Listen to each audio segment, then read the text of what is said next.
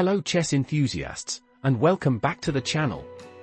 Today, we're dissecting a thrilling game from the 1934 World Championship, Alekhine vs Efim Bogoljubow. This one's a masterclass in attacking chess, and we're going to break down every key moment. Let's dive in. Pawn to d4, Alekhine opens with the queen's pawn.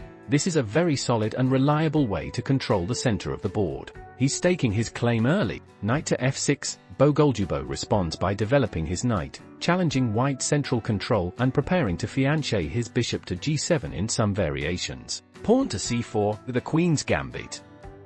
Alekhine offers a pawn to gain a stronger grip on the center. This is a classical opening, leading to complex strategic battles. Pawn to c6, Bogoljubow accepts the challenge indirectly. This move supports the d5 square and leads to the queen's gambit declined, a solid and dependable defense. Knight to f3, white develops his knight to its most natural square, further solidifying control over the center and preparing to castle. Pawn to d5, black strikes in the center, establishing a classical pawn structure. This move solidifies the queen's gambit declined structure. Pawn to e3, Alekhine chooses a solid setup, supporting the d4 pawn and opening the diagonal for his queen's bishop. This move is characteristic of the Scimitar-ish variation. Pawn to e6, black mirrors white's move, creating a symmetrical pawn structure and further solidifying the queen's gambit declined formation. This move restricts black's queen's bishop for the time being. Bishop to d3, white develops his bishop to an active square, controlling important diagonals and putting pressure on black's position.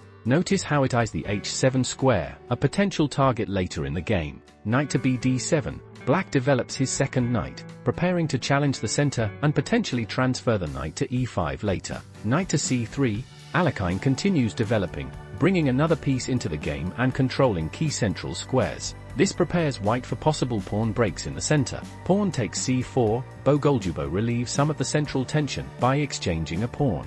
He's opting for a more open game rather than a cramped, closed position.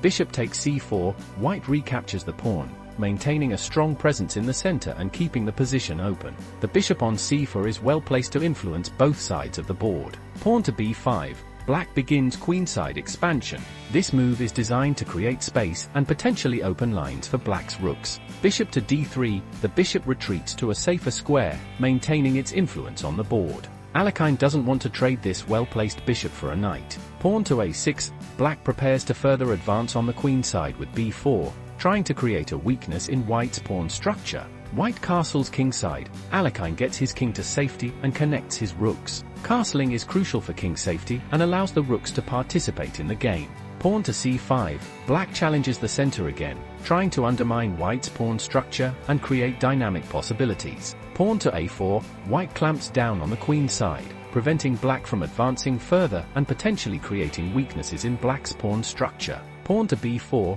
black continues to push on the queen side, creating a space advantage, albeit a potentially risky one. Knight to e4, a key move and a pawn sacrifice.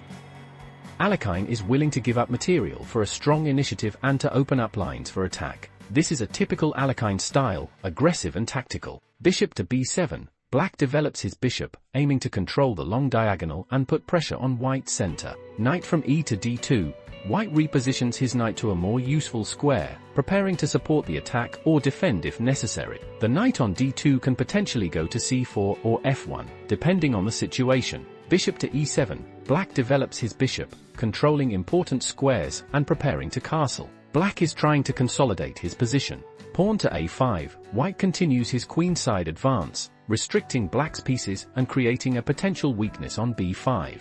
Black castles kingside, black castles, bringing his king to safety and connecting his rooks. Now both players have completed their development. Knight to c4, white puts more pressure on the center and eyes the weak b6 square. The knight on c4 is well placed to jump to other important squares. Queen to c7, black defends the center and prepares for counterplay. The queen on c7 supports the pawn on b5 and can potentially move to other squares to defend or attack. Queen to e2, white prepares to redeploy the queen to support the attack, potentially moving to g4 or h5.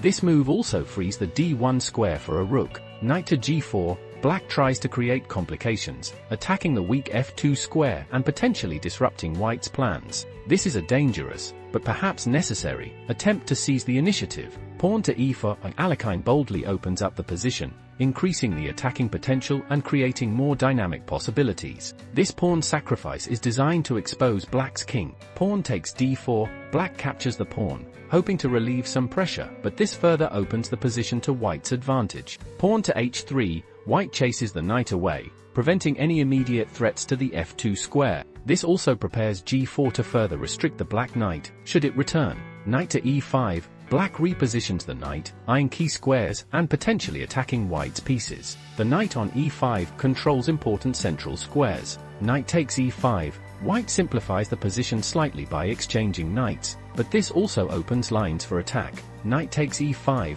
black recaptures, maintaining the balance of material, but further opening the position. Bishop to f4, white puts more pressure on black's position, targeting the weak d6 square and restricting black's pieces. The bishop on f4 is a strong attacking piece. Bishop to d6, black defends the d6 square, but white's attack is gaining momentum. Black is struggling to find a comfortable position. Bishop takes e5, white sacrifices the bishop to open lines for an attack, specifically the f-file. This is a critical moment in the game. Bishop takes e5, black is forced to recapture, but this leaves the black king exposed. Knight to b6, white attacks the rook and puts pressure on the a-pawn, further restricting black's queenside activity. This knight is a major thorn in black's side. Rook to a7, black defends the pawn, but the rook is now passively placed. Rook to c1, white brings another piece into the attack, targeting the weak c-file and increasing the pressure on black's position.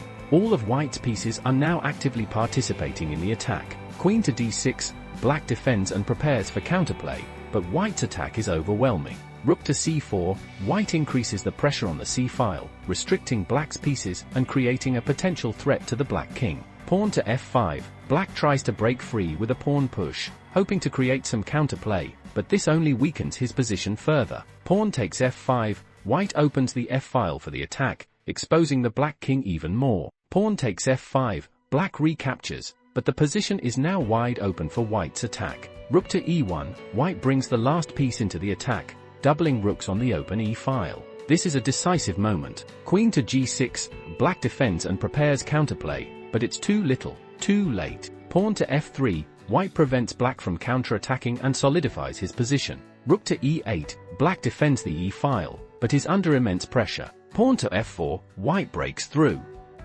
The attack is reaching its climax, and black's position is collapsing. Queen to g3, black tries to create a threat, but it's not enough to stop white's attack. Pawn takes e5, white opens lines for the attack, sacrificing a pawn to expose the black king. Rook takes e5, black is forced to recapture, but this only accelerates the attack. Rook to c8, check. A brilliant sacrifice. White forces a winning attack. The rook sacrifice opens the h-file for the queen. King to f7, black is forced to move the king, but there's no safe haven. Queen to h5, check.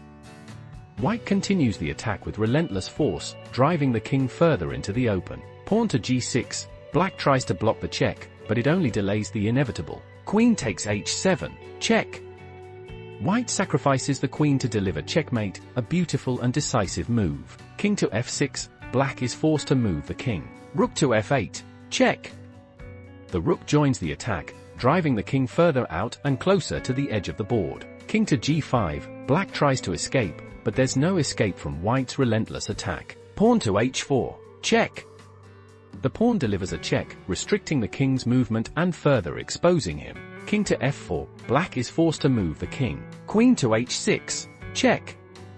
White continues the relentless pursuit, giving black no respite. Pawn to g5, black desperately tries to create space, but it's a futile attempt. Rook takes f5, check. White sacrifices the rook to force checkmate, a final brilliant move. Rook takes f5, black is forced to recapture. Queen to d6, check.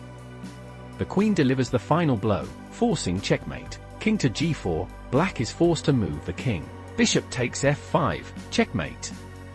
Checkmate. A brilliant attack by Alekhine.